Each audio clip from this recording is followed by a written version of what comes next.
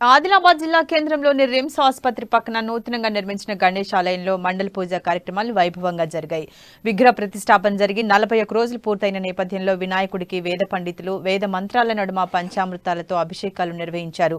గణపతి మూలమంత్రంతో ఆవాహనం చేశారు. లోక కళ్యాణార్థం జరిగిన ఈ కార్యక్రమంలో భక్తులు, పట్టణ ప్రముఖులు అధిక సంఖ్యలో పాల్గొని స్వామివారి కృపకు పాత్రులయ్యారు.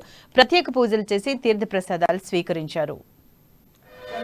विद्महे वक्रतुण्डाय धीमहि समर्पयामि नमस्करोमि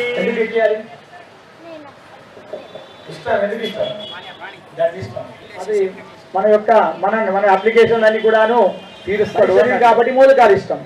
తర్వాత పాయసం ఎందుకు ఇష్టం? ఎక్కడ ఉన్నాయంటే వీడి పనులు అంటారు.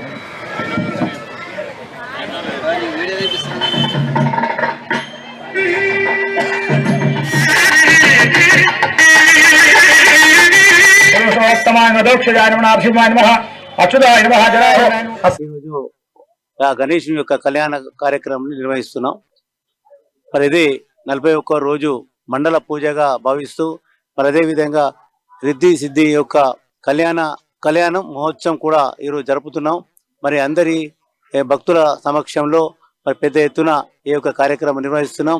రాబోయే రోజుల్లో ఆ గణనాథి యొక్క ఆశీస్సులు అందరికి ఉండాలని సదుద్దేశంతో ఈ యొక్క కార్యక్రమం నిర్వహించడం జరిగింది. శ్రీ మహాగణపతి దేవాలయము రిమ్స్ ఆదిలాబాద్ ప్రభుత్వ ఆసుపత్రి గేటు పక్కన గల మహాగణపతి దేవాలయము ప్రతిష్టాపించబడి ఈ రోజుకి 41 రోజులు మండల కాలము పూర్తి చేసుకున్న సందర్భంలో ఆలయంలో గణపతికి పంచామృతాలచే విశేషంగా అభిషేక కార్యక్రమము, తర్వాత గణపతి మూలమంత్రంతో